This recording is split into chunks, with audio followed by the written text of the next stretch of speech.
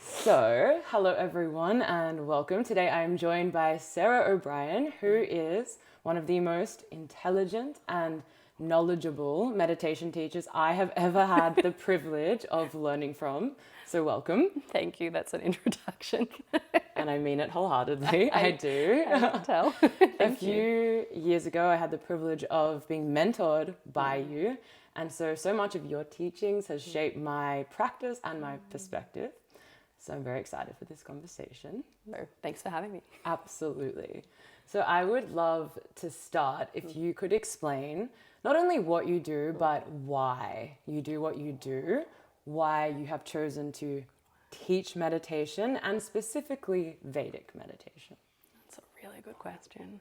It's the why, hey? Because makes a very big difference. It was actually a topic that came up the other day. I was sitting with a group of Vedic meditation teachers and we were all talking about our why. Like, why are we teaching this practice? Because we could be doing anything. Yeah. It's a fabulous question to just ask generally. Yeah. Why am I doing this now? Because your why changes every year. It changes every day, but why am I doing this now? And it's such a lovely question to ask. So thank you for asking me the question. But what I teach, Vedic meditation, it's a meditation practice that's an eyes closed meditation practice. And I really started teaching this because it made a very big difference in my life. And it made a very big difference in the lives of, lots of friends and family. And that's actually my why. Like, why do I keep teaching this? Because I continue to receive so much from my meditation practice every single day. I've been meditating in this technique for, it's just over 10 years actually. And I still meditate every single day. It's the same technique. Nothing's changed in that regard. I'm a different person. The one who's meditating is very different, but it's the same technique. And it continues to change my life every single day. And my why is that I feel like in this day and age, we have so few things in our life that we receive infinitely from with so little input. So much of what we do on a daily basis it can feel like really hard work. And meditation is something, and I'll say meditation, and when I'm referring to meditation, I'm referring to Vedic meditation because there are so many techniques out there. So the practice that I do, Vedic meditation, it's so simple and so easy to do, and it requires so little from me other than to just make the time to do it, and yet I get so much from it every single day. I feel like it just sets you up for opening up to the possibility that there's more to receive from life than we initially think there is. And it sets you up in this really beautiful way to, learn how to receive so much, but then to also go, just that a much deeper connection to yourself, that deeper connection to life, and just the way we do the practice, I feel like is a really missing part in our modern culture. And in our modern age. And so that's a big part of my why. I have a lot of whys, but I feel like that's the main one for me, is just I want everybody to have this experience in their life if they're desiring it. So let's just make that possible for as many humans as we can.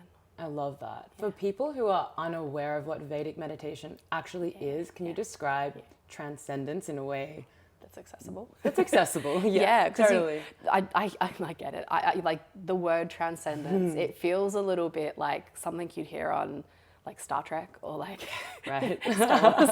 Like, what is that?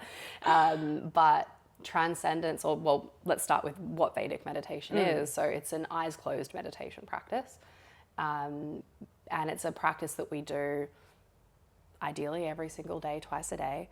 And the technique itself, it gets described as a letting go practice. And that's quite different to a lot of other techniques out there. You have a lot of meditation techniques that you may be contemplating something, or you may be concentrating on something. Letting go is the opposite of both of those things. It's actually learning how to spontaneously move away from effort And I say spontaneously moving away from effort because you can't actually try to stop having effort. Otherwise, that's another form of effort. So there has to be this real sweetness or this real spontaneity in the practice. And that's what we do. And that's what we learn how to do with meditation. And another word for letting go is to transcend. So that's where we get this, it's often described as a transcending technique. And so what transcending means to me and how my teacher taught it was that transcending is really about going beyond. Like the word transcend, it simply means to go beyond yourself. And we can have a moment of transcendence looking at a beautiful artwork, you know, or listening to a piece of music, or when you're in a group of people that you love and you kind of go outside of yourself for a moment and you feel really connected, or you feel like you're having an experience, you're still aware of the experience, but you're having something so outside of you. And it's a beautiful moment. So when we're talking about transcendence in reference to meditation, where, you know, we can transcend lots of things in our practice, but, you know, simply we're looking to transcend the really busy thinking mind and the part of us that identifies as that really busy thinking mind, which is often the accumulation of years of stress, you know, of years of, I'm just going to use the word trauma, but I use that in its most inclusive way, just impressions that life has left us, and it leaves a memory and it leaves some kind of impression in our mental field and in our body. And we often get so used to and we normalize that state that we identify as it. And to transcend that for a moment, you know, to just go beyond for a moment, go beyond your mind, go beyond the body, go beyond the stress, and to simply be for a moment. It doesn't have to be for a very long time, but to transcend that, we begin to realize, oh, this isn't all I am. It is an experience that I'm having. We don't want to deny it. It is definitely there, but it is actually not all I am. And so we then start to ask the question, well, what is this part of me and what am I actually? And then this is what really unlocks the whole journey of meditation. But I think, you know, we can take it, or we can take it as far as we want, or we can simply understand what transcending means and just to have a moment of recognition. This isn't all of me. Yeah. So this going beyond piece is a really important part of the practice, but it's not the goal of the practice, it's the outcome. Yes. Again, we can't really aim for transcendence, otherwise that's a lot of effort. Does it end up happening? Yeah. And then we get this really slippery slope of surrender versus effort versus all of these things. And so it gets a little bit fun and playful and, you know, all of this, but very simply that's the practice. That's the practice. That's the practice. Learning how to surrender, learning how not to employ effort and control in your surrender. Happen. Yeah. Let life the meditation happen. Let the meditation happen, and really getting used to the idea that the more I let go, the better things get. The less I control my meditation, the better it gets. The less I try to make things happen in my practice, the better it gets. I feel like the same is true with yoga asana too. Yes. Like the less I try in asana, Yes. the more my body actually is able to relax into the posture. And the more I actually can completely let go for a moment, and the posture begins to print out in consciousness, which is really the intention of yoga, is to create that state of unity, right? And it's the same in all these yogic practices are the same. It's an attempt to allow us to experience that symbiosis of the part of us that is being and then the part of us that is also in activity, and to rest in the middle of the two. Yeah, that's sort of incredible. Yeah. And when you say transcend, and it means to go beyond, and we go beyond the body and we go beyond the mind, of course, in like waking consciousness, when we're engaged with the world, we're with our mind and we're with our body. So how, I would love for you to explain the mechanics of how transcending momentarily in this practice actually informs the way we carry ourselves. Yeah, beautiful. So there's a lot we could really say with this. I'm just trying to think. I know. there's always so many roads that lead to the same answer, and it's just a question of like, where do we want to walk today? Yeah. Where do we want to go with it? We can go in two different directions, and we can start with the physiology, because I feel like that's maybe something that all of us at some point have more of a connection to our physiology. And by physiology, I mean the body. And then we can sort of talk more about the more subtle mental aspect of the practice. But really simply, our bodies are these incredible organisms that are made up of incredible systems. And our bodies also, they carry us through the day, and they remember everything. They remember absolutely everything.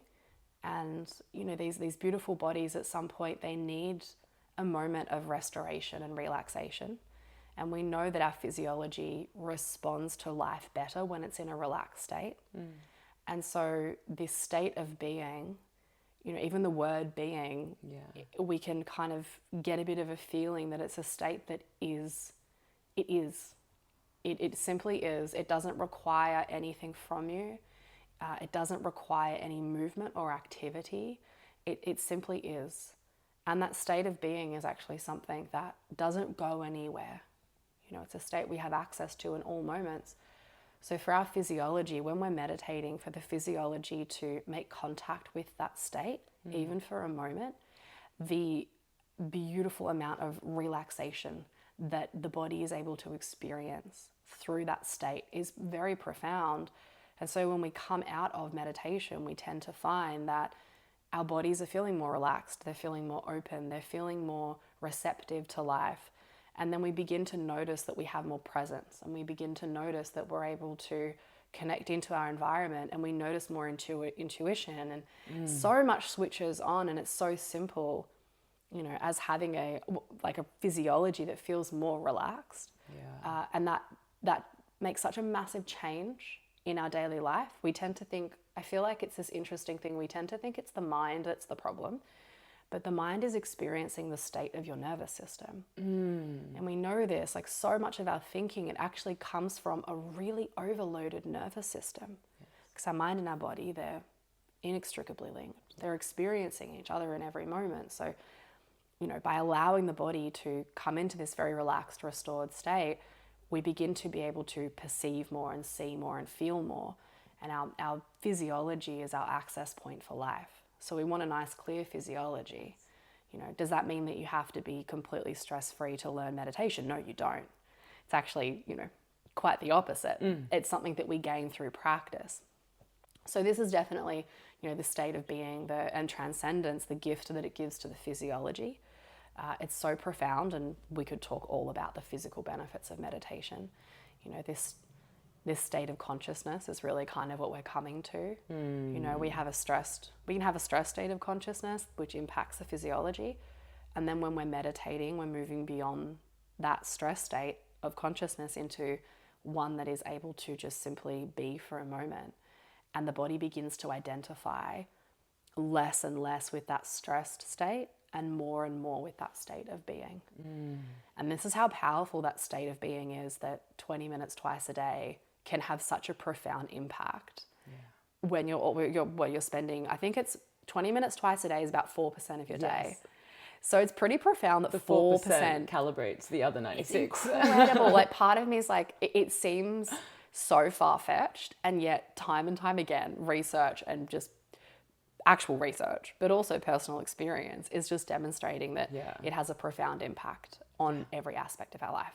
Totally. So it's like tuning an instrument. You don't have to tune it all day. You just tune it regularly enough and it stays in harmony. And it's like harmony in your system in relation to the world. Yeah, absolutely. And there'll be times, when you'd maybe need to tune your instrument a little bit more. I love that analogy. It's a great one. When it gets in the sun, it gets too hot or too cold, or these extreme temperatures impact the instrument. And it's the same in our life. When we have a lot of stress going on, or we have a lot happening, that extra tuning may be required, because, it's my way of saying our bodies have a very natural intelligence to them, but we have a lot of extremes in life.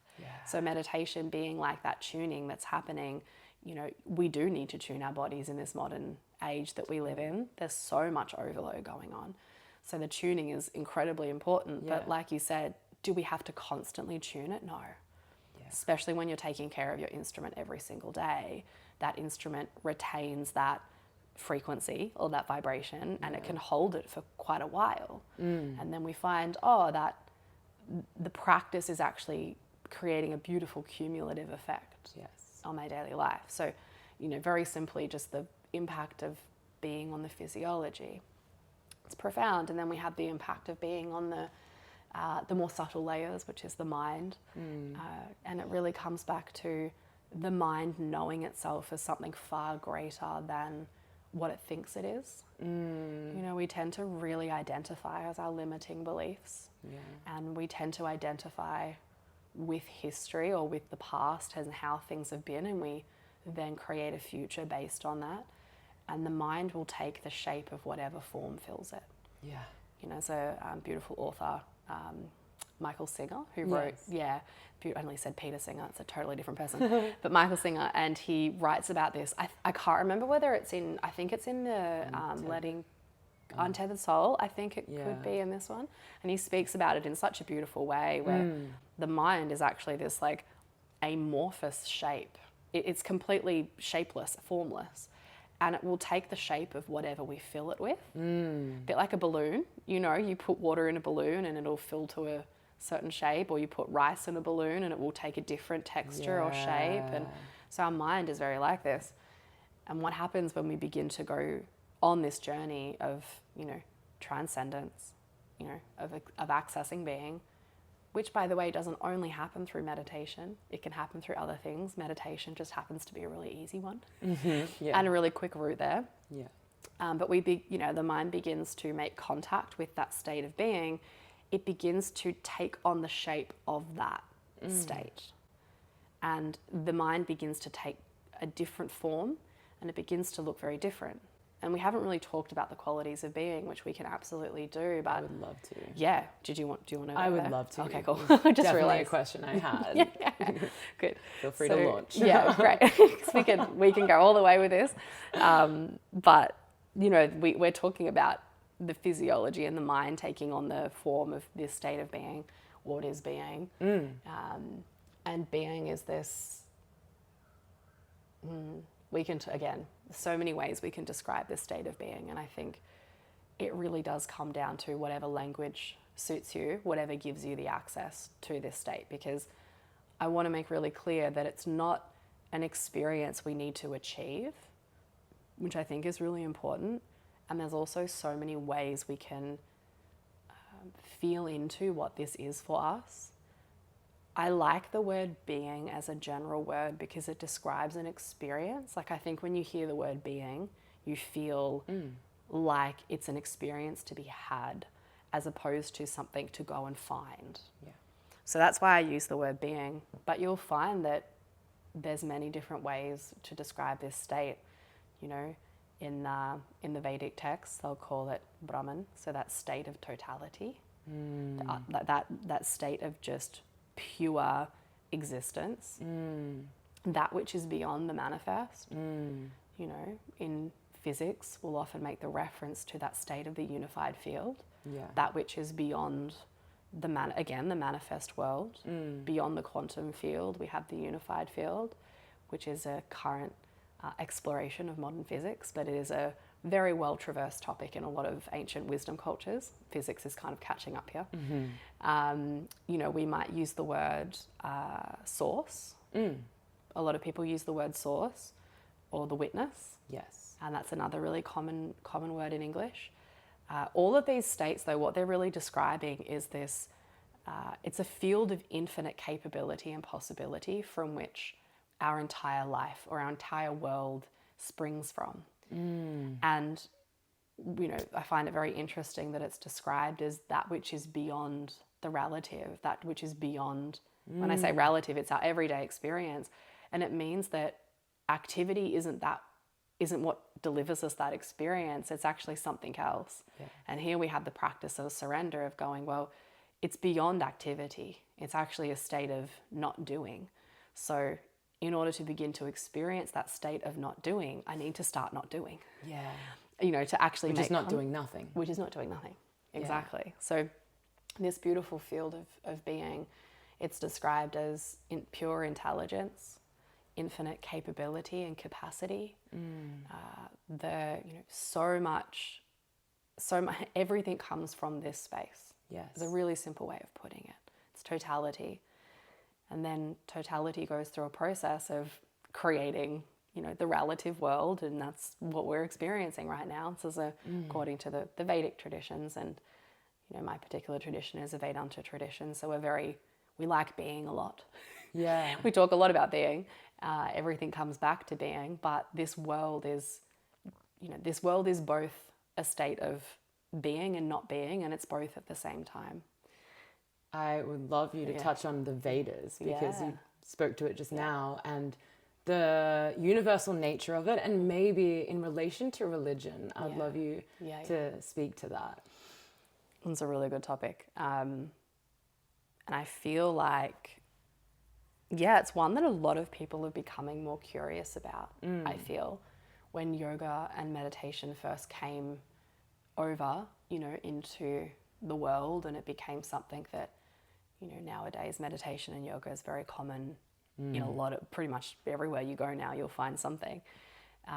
Now people are asking the question, hey, where is this all coming from?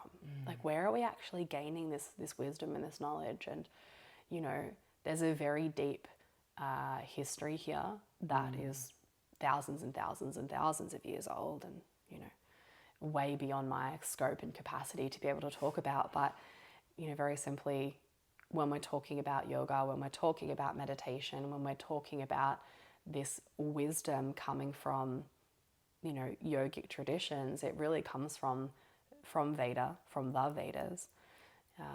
And there's actually different layers to the word Veda. And I really love this. And my teacher, his name is Mahesh Yogi, he had a beautiful way of describing the gross level of the Veda. So what I mean by that is the more tangible aspect of the Veda, all the way to the intangible.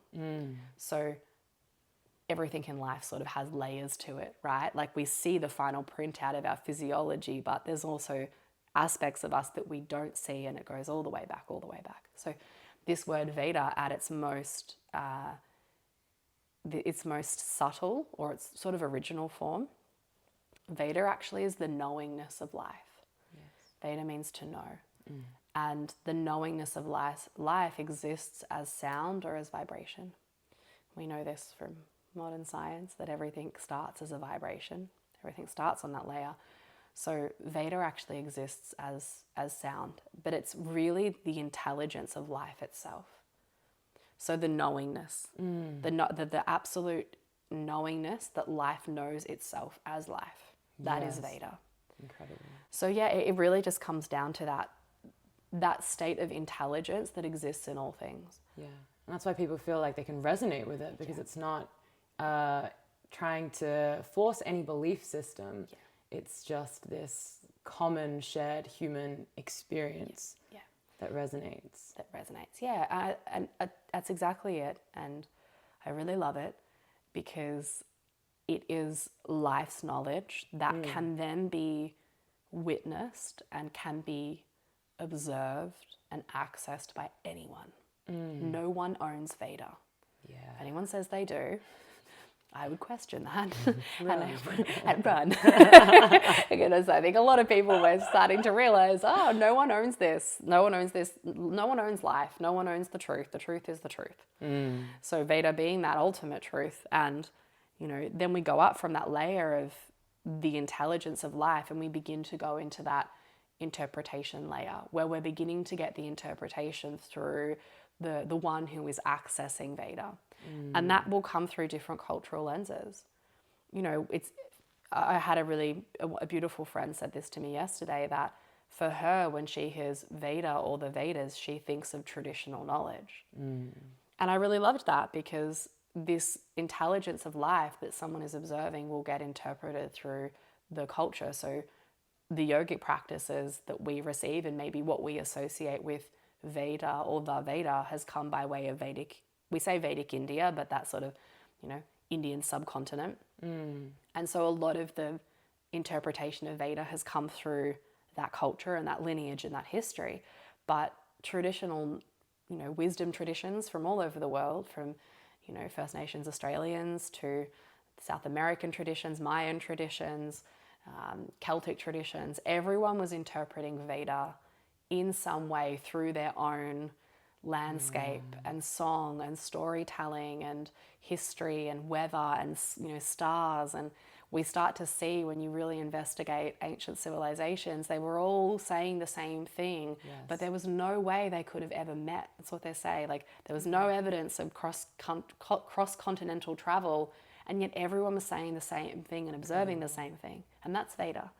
So the interpretation which we receive it through will depend on the land that you're on. So, Vedic India, which is where we get our beautiful yogic practices, there is the written version, which is the Vedas. And there's 4 Vedas, and we get all our knowledge from that. And then, originally it's sung. So I should have said that. It's an oral tradition, so the sound. And then the final form is the written version. Yes. So we have all these layers, from this, it being the intelligence of life itself, to the interpretation of that, to the transmission of that, to that which is solidified, and we get our practices from that. So there's so much more to it. But to go to your point and relating it back to religion and dogma and everything that can get brought up in our modern age, at its core, Veda is knowledge. It is knowing, and anyone can know Veda. And that's a beautiful part of Vedic meditation. It's kind of within the name of it, is you being the one that knows life. Yes. You being the one that knows the fullness of life, which includes the fullness of you. Everything you're capable of, everything you actually are. This beautiful, incredible expression of life that is you. But then also outside, it's not really outside of that, but how is it I'm relating to life around me? I have the ability to know that. Yes. And to exist in that. And that's a very powerful thing that we can see why, this is very political, but so we won't go down this route, but we can see why religion has at some point attempted to own that experience, because when you have that experience, it gives you a lot of power. Yes. And what yogic practice says, no one owns that. Yes. So become the practitioner, become that state of consciousness. And then when you become that, no one can take that. That is what you are. So that's a big part of it. This is why I love talking to you. Make esoteric concepts so much more easy to understand and relate to. I would love for you to speak on how meditation reveals love. And if we're speaking about love, probably like making a distinction between romantic love, as most people will speak to love and understand it, to universal love. To what love is. Yeah. Yeah, that's a beautiful question. It's a very common topic that we talk a lot about, because love is everything. We'll start there. Love is everything. And everyone in some way, in some form, is trying to experience more love in their life, and we go about it in very funny ways because we've been taught that love is a particular experience and is delivered in a particular way, and we need to work hard for our love, and we need to do all these things to be lovable, and love is only accessible when I do this or think this or look like this or whatever that is. Conditions. Very, very conditional. Love is so conditional. And the Vedic perspective on love is just the complete opposite of that. That love is completely unconditional. I remember having these realizations with you. Yeah. All of them. Yeah. It's a really profound one to really understand what love is at its core, and I was actually thinking, we did a little meditation before we started this, and I was thinking when we were meditating, wasn't really thinking much actually, but I thought, oh wow, yeah, beautiful, probably talk about love, what's going to come up. And the thought that came was one of our beautiful teachers, his name's Pundaji, who, and he's been teaching meditation for 40 odd years, and his favorite little saying that he will say, which I think is so beautiful and so profound yet so simple, is he'll just ask, you know, when you go to the marketplace, you can buy some milk, you know, some rice, some vegetables. Can you buy love? Love is available.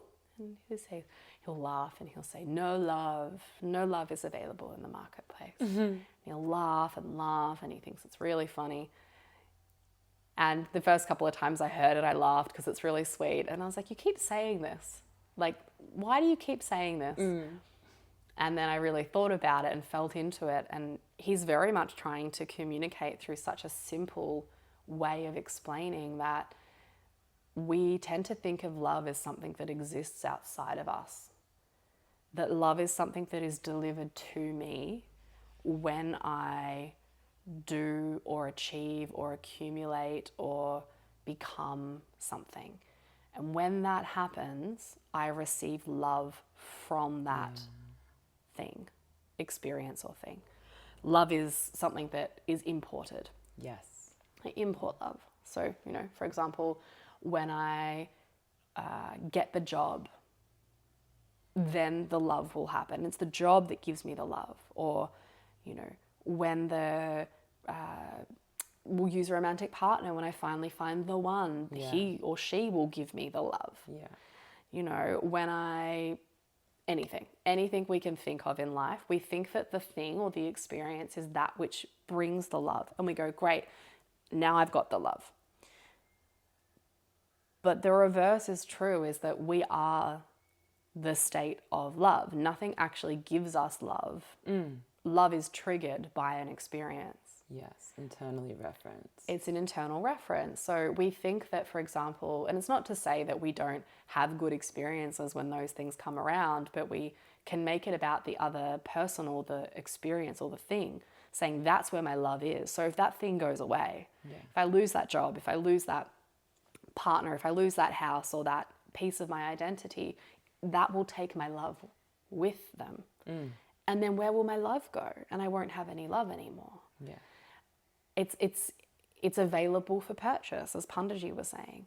Whereas in actual fact, what we have to recognize and reconcile is that the source of love is actually within us, and life has the ability to trigger that love experience.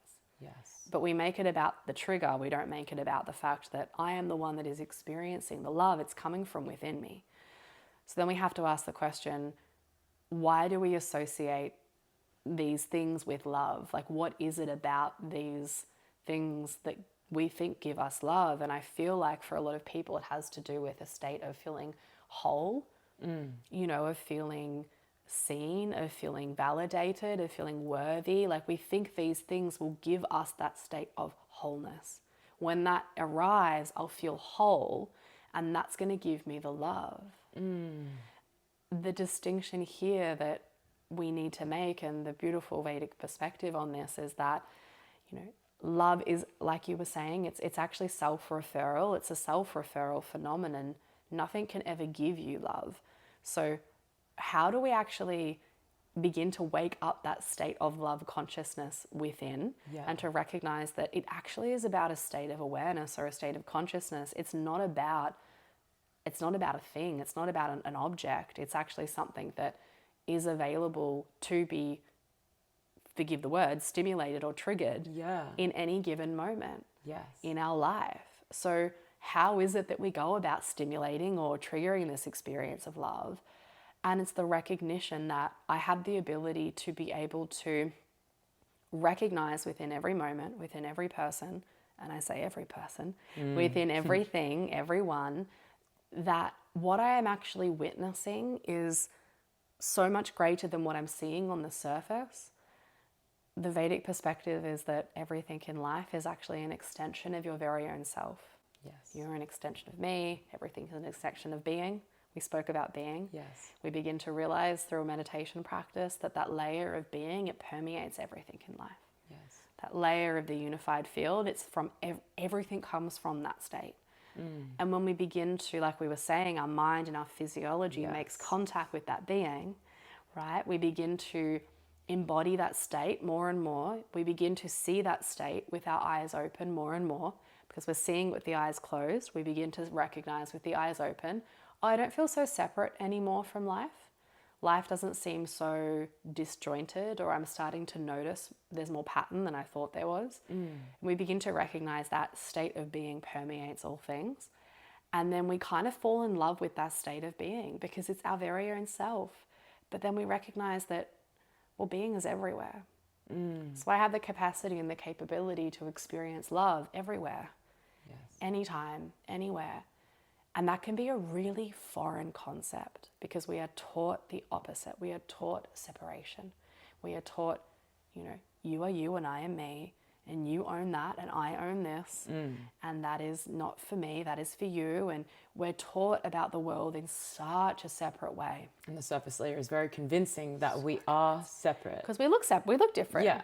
We're different ages, we're different hair color, different parents, And I don't feel your heartbeat. No. It's like... You can't hear inside my mind. Yeah, exactly. It's very... We seem so very separate. Very separate. But the reality is that we're not. Yeah. I would love... Because I think people hear the term illusion and that can seem very alienating to say that like what we're experiencing isn't real. Yeah. And I think we're sort of moving in that direction, but I would love for you to sort of clear that, it's not that this is an illusion, but how conditioning, prints out and doesn't allow us to see the present as it is, but we print our past onto the present. Yeah, we do. We do. And this word illusion, it's Maya. So Sanskrit, we say the word Maya. And our teacher would very beautifully just gently correct and say, illusion, it's more like appearance. It appears to be something. Because I think an illusion tends to feel, like to use modern term, it can feel a bit gaslighty. Yeah. Where you're like, oh, it's all an illusion. Like, it's fine. We're all one. It's like, because on some level, that is true. On some level, we are separate. We are experiencing a very linear reality that, we have time and space and matter. And so to some degree, separation exists. So to say, I feel like even though illusion, it is an illusion, appearance, I think, just feels a little bit more, we can land a bit differently because something can appear as something. Yes. And it's very convincing, and there's part of us that will very much believe the appearance. But when we begin to investigate and we get deeper and deeper and we realize it wasn't what it first appeared to be. So I really like this way of describing the world, life, the world, everything. This word Maya, it's an appearance. Life appears to be separate. We appear to be separate human beings. We appear to be separate in our culture and our language and all of these things because undeniably we are different.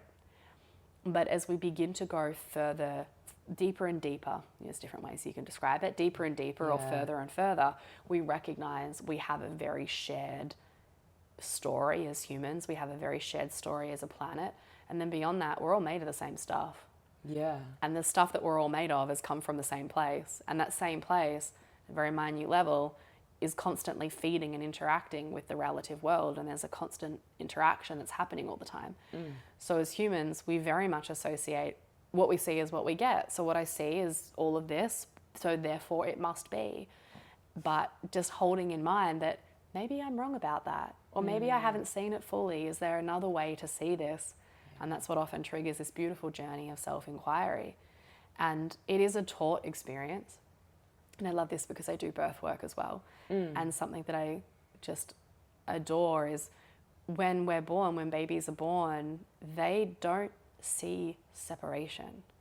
So when we're babies, baby thinks mother is me. Baby thinks there is no separation. Baby is completely identified. No sense of individuality or no I. sense. Babies can't tell the difference between who they are and the world around them. And I could be mistaken, but I think it's around 7 weeks old.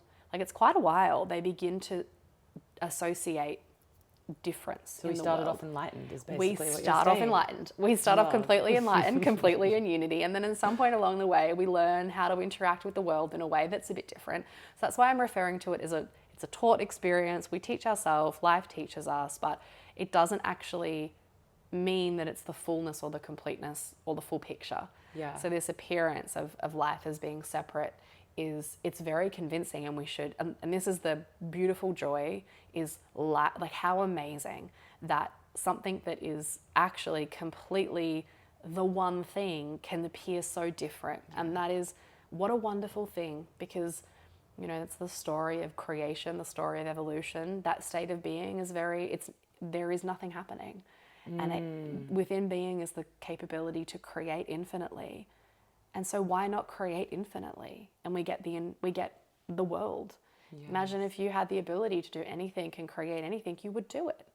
You would do it, knowing that you were all that was, but you would also have to forget your wholeness in order to have an experience. And that's what life is doing all the time. So we've really gone off topic, but it's this like, it can blow all the way out. But I actually don't even remember the original question, but no, but it's created a nice pathway in my mind that kind of links everything back. I feel it's such a beautiful thing. Yeah, no. But like, so many people turn to meditation because of like the impact of stress. Yeah. Right? And it's like stress in the body is almost like the conditioning. Yes. Right? And it sits there and it needs to be dealt with. And you spoke about love, and that's the thing that we get.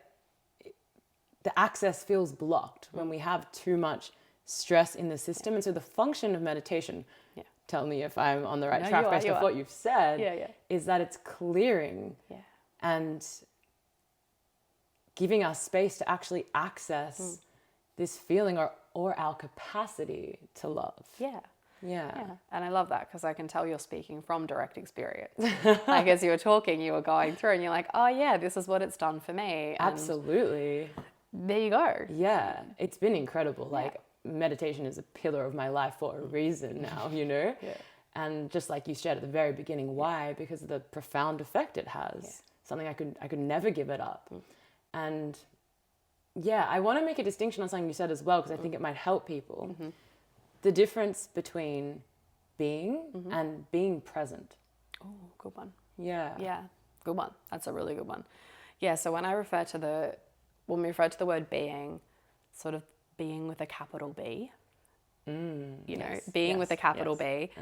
And then, I mean, to be fair, being present, it involves bringing that part of us that is able to witness the experience that we're having and also be a part of the experience that we're having. So this state of being, it gets referred to as like an again, language kind of fails us, but being with a capital B, it's sort of that final witness, that final, most expanded state, the most expanded version of you is another way to put that. Being present, it's a lowercase b, but what being present, if you think about the qualities of someone who's truly present, being present means being able to hold a state of simultaneity in your mind without going anywhere. And what I mean by that is being present with what you're feeling, being present with what's coming up for you, being present with the person or people that you're with, maybe what's coming up for them, being present to the whole moment, which includes all of those experiences at the same time, and then also being present to the fact that this moment is being witnessed. And that, to me, when we're talking about being present, how much can I hold? Can I hold all of those things? And we're not so practiced in that.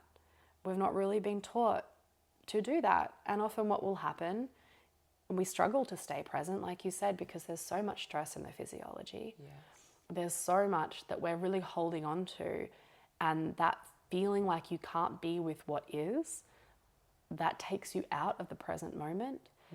It's really challenging. Everyone wants to be more present with their life, but we feel really, we feel like we're coming up against something, and that has a lot to do with the state of stress. And meditation, like you were saying around love, really just clearing out the pathway for the state that already exists to just be there more.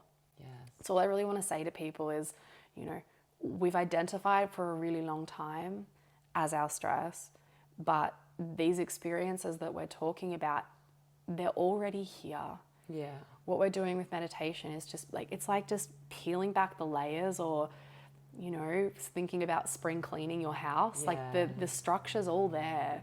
It's just become a bit cluttered over time. And so we just start cleaning out the room, and the more you clean, the more you meditate, the more spaciousness there is. Yes.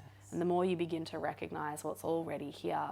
And I already am everything I need to be. And that's why one of the outcomes of meditation is often people become more like who they were, quotation marks. Oh, I feel more like myself again. Yeah. That's what I often hear from people. And, you know, that who we were was always here. It was just also surrounded by a lot of other stuff. Confused.